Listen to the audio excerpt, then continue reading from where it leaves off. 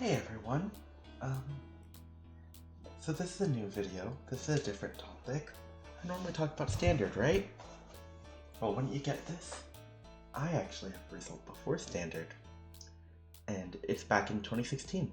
It is a regional result, a regional top 8, and it was in the expanded format. Lots of fun, lots of weird stuff to get into. Let's get started, let's get right into this. As always, I have a quick rundown on what I'm going to go over. First off is 4 quick disclaimers to explain a bit about the format, explain a bit about what happened and the circumstances surrounding the tournament, a little bit on the deck I actually brought, what happened because I couldn't quite make beyond top 8, and how I've improved since as a player and as a professional, and how you can take some notes for your own future play and tournament play. So, disclaimer 1, I was a senior, but I want you to take a look at some of the names on the screen. We have Grayson Stavno, which is the brother of a world champion, former world champion, say as you wish, in Rowan Stavno, one of the best coaches in the game as well, in the modern era, and one of the best content creators for Pokemon in the modern era. Ian Robb, who is a Masters player now, who is very well known for their top 8 performance at Pokemon, and also has multiple results in Magic the Gathering. We also have Alex Shimansky, an international winner, one of the best players of all time, and does it using Fundex all the time, which is awesome. And Zachary Bakari, which is a bit of an older name, but for some of you who know how good Zachary Bakari was, he was doing well at every single event ever. So I'll take it. It's a pretty good result, all things considered. 7 out of 8 players in Cut had a limitless page, and that era of seniors was just generally ridiculous. I always consider it to be one of the best seniors clusters of all time. It also had Michael Long and Raymond Long were both there at the same time. Isaiah Bradner would have been there at the time. I'm trying to remember other players. Both Jackson Ford and Jackson Davies would have been there. And the list goes on and on and on. And it includes other many other notable players. Christian Labella would have been another good example of that, recent regional winner. So yeah, it's a stacked event, even though it is in seniors. Disclaimer 2, don't look too deep for the Pokemon page. The name on it is wrong, and you won't really be surprised. I might include a few references on where to find it, but on Pokemon.com you can actually find past regional performances, which does include this deck list and the results from it. So have fun with that one. Disclaimer 3, this was expanded regionals, and in addition to it being a larger card pool, we had no metagame to base things off of. So, because we had no metagame to base things off of, it was weird, and there was a lot of unpredictability for it. So I was going blind into a metagame, and I like playing Rogue, so like, that doesn't fly for me. And disclaimer 4, about why so long ago, and why I don't really talk about results like this. I only left Canada for 7 events for Pokemon in my 15 years of playing. I've been playing since 2010, and I've only left for 7 events. Some of those are Fort Wayne 2017, both of the NAICs 2017 and 18, Pittsburgh 2023, Los Angeles Regionals 2024, which is the regional that I day 2'd to get my Limitless page, and 2 that I genuinely cannot remember for the life of me, but Indianapolis Regionals is definitely one of them. And maybe I did NAIC 2019, but I don't know.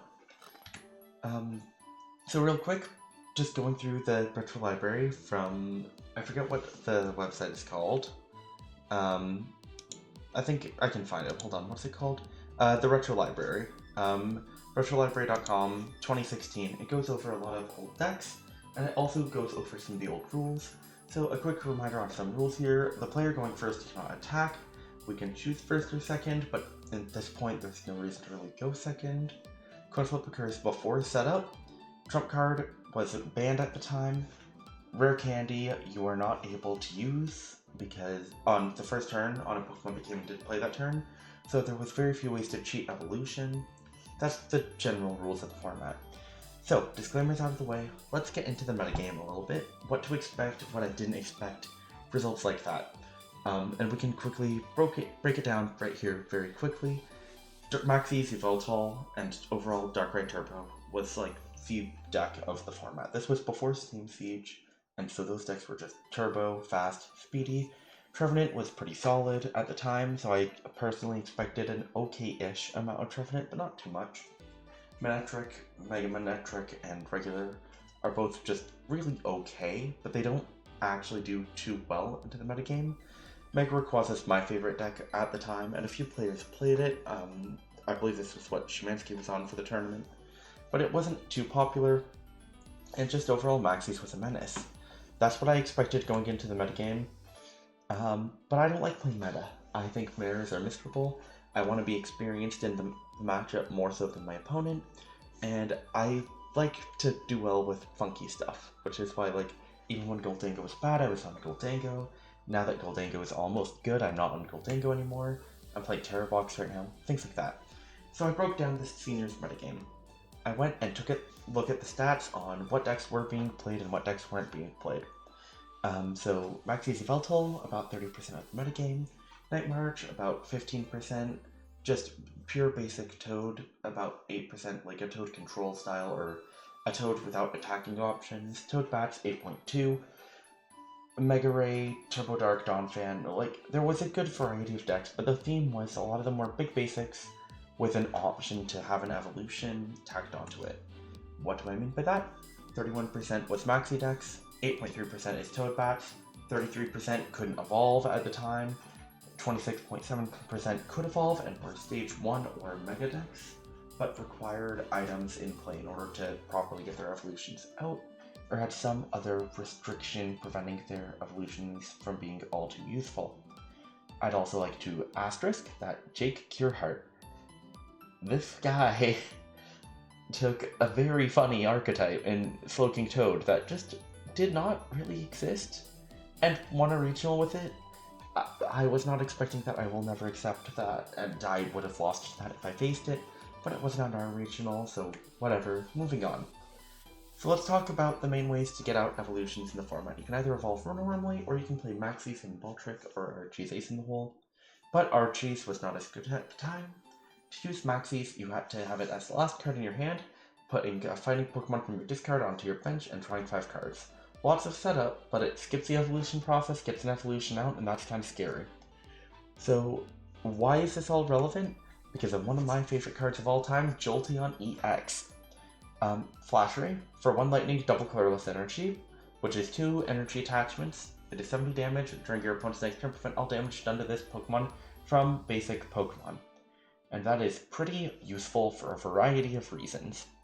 But primarily, we looked at our graph, it was very basic dependent, and not a lot of evolutions did too much damage. Or there was some condition on it, right? And so there's 2 ways that we're going to stop those evolution methods from being done. Method 1, Vileplume. Each player can't play any item cards from his or her hand. Yes, it stops me from playing items, but more importantly, it means my opponent can't thin their hand down to use Maxie's, and I can get it out turn 1 using Force the Giant Plant, a card that's getting a retheme, almost reprint recently in the actual Pokemon game, which is kind of funny. But it lets you evolve your grass Pokemon as many times as you want during your turn. The new one, not during your first turn. This one, during your first turn. It means you can block the Maxie's turn 1, as long as you're able to get out Vileplume, and most decks don't run a thing for Archeops and a thing for Vileplume. Most things don't run 2 different evolution methods. They stick to either evolving or thing.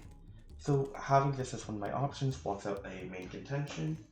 The other issue is that Escape Route was in format, even though it wasn't that popular. And so even against big basics, putting down Vileplume, stopping Escape Route plus Boss to reset Flash Ray's effect so they can hit Jolteon is pretty useful. It also stops VS Seeker, which means that if they run something like, oh, I don't know, Hex Maniac, a card that we'll talk about later, you can kind of lock them out of the ability to play that unless they cycle to it frequently. And last but not least, we have Archeops. Each player can't play any evolutions from his or her hand to evolve his or her Pokemon. Pokemon was really bad with language use back then, ignore the pronouns. That being said, it means that you just can't evolve, which is kind of hilarious. This card is very banned in the current expanded format. And Force the Giant Plant was as well. but at the time, these cards were both legal. The only banned card was Maxie's Hidden Ball Trick, and there was nothing like Pokemon Ranger to bypass the Jolteon effect, and so if you couldn't bypass the abilities, you were kind of home free. So, you can cheat out Archeops with Maxies to skip evolutions. You can get Vileplume by evolving really quick. Those are counterintuitive. Here's the dream hand at the end of a turn. You have Forest of Giant Plants in play, you have Vileplume in hand, you have Maxies in hand. If you play Vileplume as your second to last card, Vileplume is in play, your opponent can't play items, they can't fit into their Maxies. You already burned your cards to get your Maxies out. You play your Maxies, now you get out your Archeops, your lock is set, your field is set, you are all good, and your opponent cannot use VS Seekers, they cannot use Ultra Balls, they can't use Escape Ropes, they can use Hexmaniac, but VS Seekers are harder to come by at the end of that turn, and they can't evolve normally to deal with you. So that's how you make the impenetrable field, right? Maxie decks, you just need Vileplume. Toadbats, complicated, tough matchup anyways, but Flash Ray just does a lot of damage, so you get through it pretty easily. The cannot evolve decks, you obviously just set up Jolteon and Vileplume and you're all good. And even the regular can evolve decks, that's the main reason that you have that Archeops there, and even still you can lock it down to fields pretty reliably, and all you really need for most matchups is just setting up your Vileplumes and swinging big, which is actually what most decks of this similar archetype did. And there were a couple of Limitless pages done for a Jolteon deck that was just dedicated to Jolteon, Regice, and Vileplume, setting up a big field and expecting not a lot of evolutions, ignoring 25% of the metagame though, and having a shaky matchup against another 10% wasn't my style. So I wanted to have an Archeops mode ready, and I wanted to be able to deal with things. Now it would be rude of me to say that this was entirely my own deck, as for it was not. This deck list was one that was primarily inspired by an old content creator in the field by the name of Yellow Swallow. Some of you may remember them. They actually posted a Pokemon Pocket video not too long ago, about 6 months ago, 7 months ago. But no, they were where I got the decklist from. I was always a YouTube decklist finder. The music you hear in the background right now, and one of my favorite decklist creators, they're taking a bit of a break again, but Dark Integral Gaming, you get amazing decklists from there, and my greatest inspiration, Top Cut, Puka. You can find a lot of good content there as well, even though it's all dated, but these were where I got my decklist ideas at the time, and where I learned to play off meta, have fun, and learn. Nowadays, you can find different creators who cover similar fun decks, but in a bit of a different respect. We have, like, for the Win TCG on the left, Little Dark Fury, which is actually a local to my area. We have the Shuffle Squad, which has a lot of great players on it, and a lot of creative players on it. You can find cool decks there. You can find a lot of cool deck lists there, and you can get really creative on how you go about things. So now let's get into my deck list a little bit. We have the 3 Jolteon, 4/4 on the energies, 2 Forest of Giant Plants, just so that you can eventually find them. Computer Search guarantees your turn once and your setups are easier. You have your 2/2 Vileplume for most of your matchups, your 2 Archeops for the rest, and then we have a lot of other complicated stuff. Let's get into the complicated stuff. Only for supporters, we have a Muscle Band, we have only one VS Seeker, one of the best cards ever printed, coin flips galore. What is happening? So let's talk about the rest of the Pokemon quick first. So, Exeggcute, Propagation, whenever it is in your discard, you can put it into your hand. Because it goes from a public zone to a private zone, Propagation resets, so you can actually use infinite Propagation during a turn, which means that it is discard fodder for your Ultra Balls, for your Battle Compressors, and for everything, just in case you can't really get rid of resources in order to set up your lock. It's a good way to cycle your cards. Farewell Letter, it's a good way to just Ultra Ball for a card that doesn't take up a bench slot when the effect is used before a Shaymin, in order to guarantee that you get an extra 1 card after you set up. It gives you just a little bit of an extra push. Jirachi finds your supporters, Shaymin draws you cards. 3 Shaymin is just so good. It makes sure that your setups are so good, so consistent. Let's talk about Espeon. Espeon is weird. It devolves each of your opponent's evolved Pokemon, kind of like TM Devolution nowadays. Why do I run it? Because Hexmaniac. Hexmaniac turns off all of my abilities and all of my opponent's abilities, and lets them play all the items they want and evolve all the times they want. Espeon is a way to kind of try and mitigate that as best as possible. Plus, it's impossible to Hex Maniac and Maxie's in the same turn. So it's kind of just another answer to those evolution decks to try and slow down their setups as much as possible. Let's talk about the supporters. There's only 4 supporters in this deck, 2 Maxies, 1 N, 1 Lysandre, and there's only 1 VS Seeker. Why? Well, I want Maxie's as reliable as possible, which means I need as many cards to be not dead cards in my hand. Every supporter is a dead card until it's my last Maxie's to play, so I want to minimize that. I have utility being valuable from the N and from the Lysandre. It is just really good to be able to have that utility in mid-game, and VS Seeker lets you repeat those really strong utility effects, or lets you battle Compressor for your Maxie's, but also, at the same time, it is a dead card unless it is for a Maxie's as the last card of your hand, so why have more than one? It just doesn't make sense. Let's talk about resource management a little bit. There's so many coin flippy cards in this deck, right? We have Roller Skates, we have Reserved Ticket, and we also just have weird card advantage in maintenance. So, flip fails, they're not actually that bad. You just get more cards off Shaymin, you don't really care. Flip wins give you massive effects. It either guarantees your top deck, it guarantees you 3 extra cards to set up your field. It makes your locks so much easier, and with things like maintenance, just being able to recycle cards later and thin your hand and get your hand lower in size, it gets your Maxie's easier to pull off, which is always good. So here, let's go back to the list. Roller Skates is draw 3 if you win a flip. Reserve Ticket stacks your deck if you win the flip. Maintenance is shuffle 2 cards from hand into deck, draw 1. Really good for cycling out Archeopses that you can't burn, or other coin flippy cards that you want later. Battle Compressor sets up your discard with your Archeopses and executes. Ultra Ball is just the search card. Acro Bike, looked at top 2, discard 1, other to hand. Thins through the deck easier to get all your power pieces. Trainers Mail gets you all of your trainers and your power pieces. Muscle Band, sometimes you just need an extra little bit of damage to 2-shot Seismitoad to get closer to 2-shotting a Mega Rayquaza if they have heal cards in their deck, which wasn't uncommon. Just trying to make sure that your ranges were as proper as possible. Being able to one-shot a Jirachi with Muscle Band Lysandre, massive, things like that.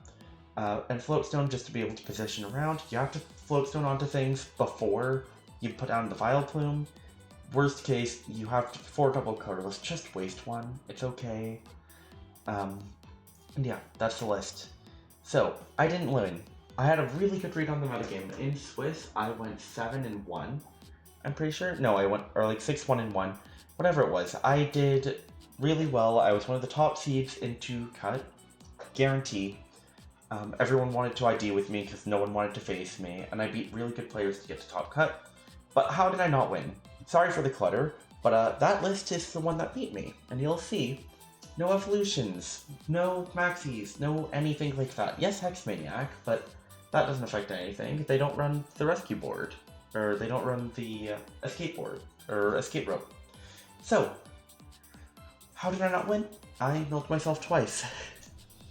And we'll get into how I learned from that later, but I milled myself twice.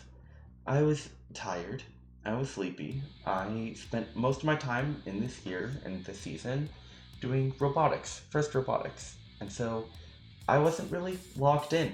I pressed my N on game 2, and I just let myself get burned, and I burned my hand twice, and my opponent had just enough beefy cards. They cycled Darkrai, they cycled One Prizers.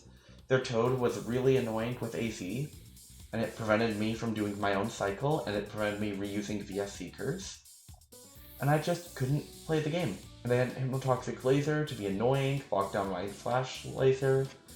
I just could not do anything because I was too tired and milled myself twice. I did no travel in 2016. This was my only regional. The provincial that took place at the same point in the year, give or take. I think it actually happened a little bit later. I top 4'd the provincial, and I top 8'd this regional. I didn't do well at Nats this year for the first time in 4 years. I had top 16 Nats every year for 4 years, and yet couldn't do it. and I just didn't go to any other events. I was 8 points shy of my only opportunity for a World's Invite, and I blew it. And it's for a variety of reasons. But let's talk about improving a little bit. I've gotten a lot of robotics accomplishments since. I've gotten a job, yay, I'm not going to go into it, but precision, things to do, impact is highly applicable, and I had to be very mindful of everything I'm doing at all times. I'm caring for a lot of people, so I gotta make sure I'm doing a good job at that. And then even in Pokemon and more GTA Cup placements, one of, still in my opinion, the most competitive regions in the world, but you can take it up with others for that. It's not my area to talk. I got a regionals day 2 in the modern era, which felt really good, and I've had a lot more of an active locals presence as well. You can actually see little highlights of my deck list from when I got my Limitless on the right side. But what did bowing out at top 8 really teach me to get there? Sleep, please. I was so exhausted going into top 8 at my one opportunity to get a World's Invite, and I completely blew it. But it is a resource that you can manage, you can assign appropriately, and you can use. So use it. Get your sleep in before tournaments, people. Or find a way to get the energy to keep going through the day, but thinking at your best.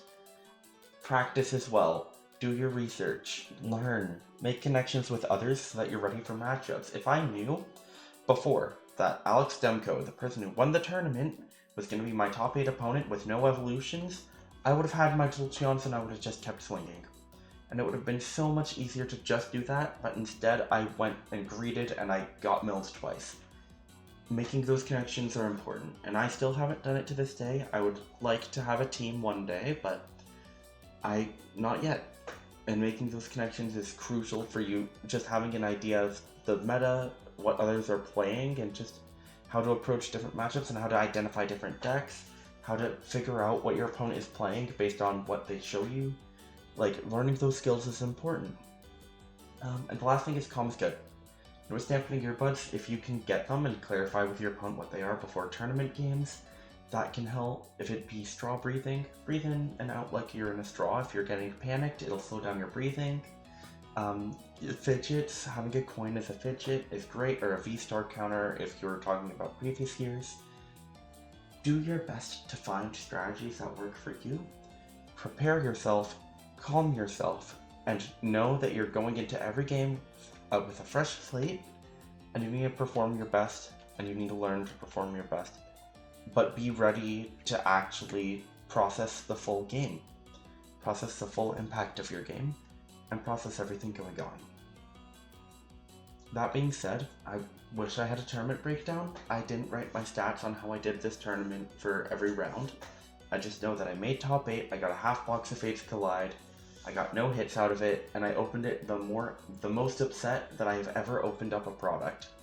Because the second that I finished this tournament, Grayson came up to me, and he said, "Hey, Alex Demko doesn't run any evolutions." And then I noticed I had played myself out of a top 4 regional placement at the Boston Open, Worlds 2015. I came 9th by 0.03 opponent's resistance in my flight. If flights were merged for top 16, I would have actually made 13th, I'm pretty sure. So I would have gotten top 16 points. That could have given me my World's Invite if it be off nationals, when I was also just a little bit shy of making a higher placement in order to get more points.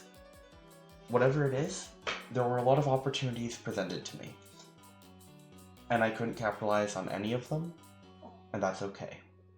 I learned, and I've properly adjusted. I've learned more about the game, I'm learning more about how to connect with others, I'm learning more about things outside the game that can help me, I'm learning how to manage my resources more appropriately, and honestly, without falling short at this regional, I don't know if I would be as wise when it comes to how to manage resources and how to master just being an individual as I am now. So that's my hot take. Now you all know how I got a regional top 8 in 2016, and hopefully you can learn some things from it. Hopefully I've learned some things from it, of course I have, but hopefully I continue not just really mourning what could have been, but learning from what I have now and doing the best with all that as I can. Sorry for the ramble / crash out at the end there, but I hope you guys all have a great day, and I'll catch y'all later.